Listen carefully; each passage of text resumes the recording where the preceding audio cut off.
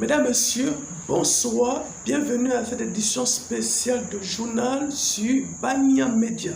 Alors, la situation, vous la connaissez mieux que moi, cette situation de l'enfant qui a été volé à l'hôpital La Kentini. Alors, la femme a fait, voilà, la mère de l'enfant a fait un rétropédalage qu'on ne comprend pas. Elle dit qu'elle a déjà fait son deuil.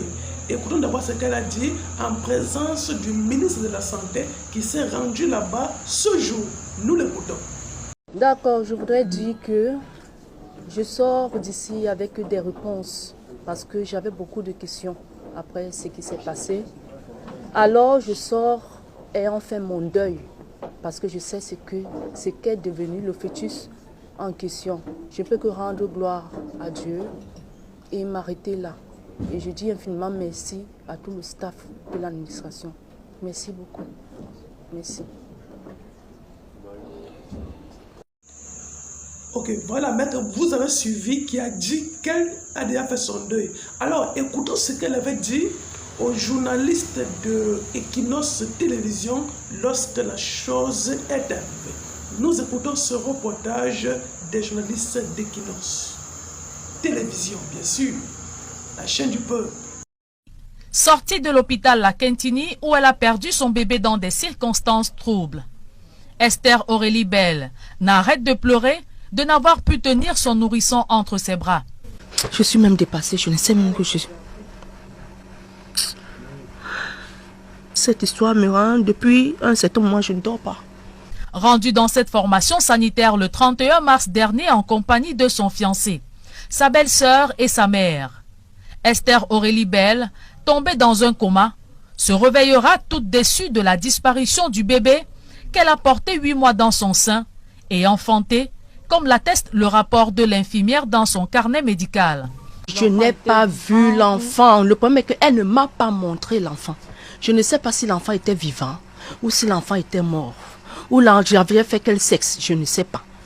Elle est venue, elle m'a nettoyé. Je reste tranquille. Je lui dis, qu'est-ce qui se passe? Elle ne me répond pas. Qu'est-ce qui se passe? Elle ne me répond pas. On ne m'a rien dit. J'ai commencé de pleurer. Sans aucune trace, elle s'interroge où sont passés le placenta et le fruit de ses entrailles. Je dis à maman, maman, oui. On me dit que l'enfant est mort. L'enfant est déchiqueté. Où est le fœtus? Où est le placenta? C'est là où maman me dit, mince. Elle remonte vers la salle d'accouchement. C'est là où on lui dit, mais madame, vous demandez quoi? Le truc est resté ici pendant longtemps. On a posé la question de savoir à qui appartenait le truc. Personne n'a répondu. On a jeté. Elle dit carrément que c'est la stagiaire qui a pris l'enfant à les jeter dans le vidoir. C'est pas possible. Elle a jeté l'enfant dans le vidoir. Qui est le stagiaire qui a jeté l'enfant dans le vidoir? Elle ne parle pas. Perdue dans les spéculations douloureuses d'une mère qui a porté un fœtus sans voir à quoi il ressemble à la naissance. Esther Aurélie Bell n'est pas convaincue des explications des infirmières et de la mise au point du professeur Noël Essomba, le directeur de l'hôpital à Kentini.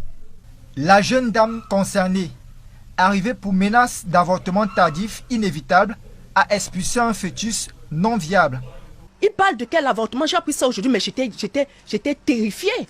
Ils veulent camoufler l'histoire comme ça, là, tout en bas. Parce qu'après, ils sont venus me demander pardon. L'autre, la sage femme a failli, elle est venue, elle me dit qu'elle veut m'injecter. C'est ma vie qui était en jeu hier. Voilà pourquoi je suis sortie de l'hôpital. Disant que c'est le directeur qui a demandé qu'on vienne me prendre l'injection, on vienne m'injecter. Pourtant, le directeur n'était pas au courant de ça. Voilà pourquoi je sors de l'hôpital. Alors que ce vide restera à jamais gravé dans sa mémoire, Esther Aurélie Bell demande que justice lui soit rendue.